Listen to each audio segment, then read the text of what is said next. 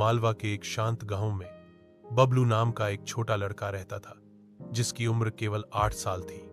हर सुबह वह एक छोटा मिट्टी का बर्तन और एक लकड़ी की नाव नदी के किनारे ले जाता था। किसी ने उसे नहीं भेजा था, उसे बस पानी ने बुलाया। उसका पसंदीदा खेल था नदी के साथ दोस्ती करना। वह बर्तन को बहती धारा में छोड़ देता, फिर हंसते हुए किनारे के साथ उसका पीछा करता। कभी कभी यह बह जाता और वह पेड़ों से पूछता, क्या मेरा बर्तन उस तरफ गया? उसने पत्थरों से घर बनाए और रेत में छोटी छोटी रसोई बनाई, यह दिखावा करते हुए कि नदी का पानी दूध और पत्ते सब्जियां थीं। एक दिन उसने एक छोटी सी मछली को जाल में फंसा देखा।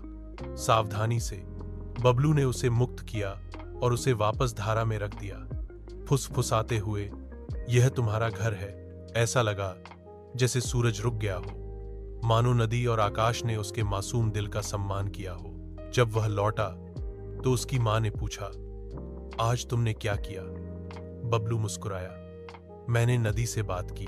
जब दोपहर की धूप तेज हो गई तो बबलू आम के पेड़ के नीचे बैठा और नदी के किनारे से चिकने पत्थर एकत्र किए। वह उन्हें धोता, उनका नाम रखता, यह राजा है, यह रानी है।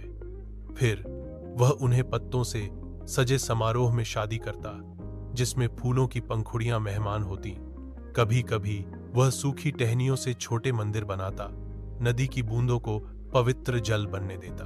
उसके लिए नदी ही दुनिया थी। एक दिन उसने देखा कि नदी पतली हो रही है, उसका बहाव कमजोर हो गया है। इसलिए उसने पत्तियों पर संदेश लिखे, नदी मेरी दोस्त है, कृपया उसकी देखभाल करें। जब शरद ऋतु आई, नदी का पानी और भी शांत हो गया। बबलू अब थोड़ा बड़ा हो गया था, उसकी समझ भी बढ़ने लगी थी। एक रात पूर्णिमा थी, आसमान में चांद चमक रहा था। बबलू ने नदी के पास बैठकर चुपचाप कहा, जब मैं बड़ा हो जाऊं तो क्या तू मुझे पहचान पाएगी? तभी एक धीमी लहर उसके पैर तक आई, जैसे जवाब दे रही हो, हाँ। आपका बहुत बहुत धन्यवाद इस कहानी को पढ़ने और महसूस करने के लिए। अगर आपको हमारी कहानी पसंद आई हो तो कृपया लाइक और सब्सक्राइब कीजिएगा।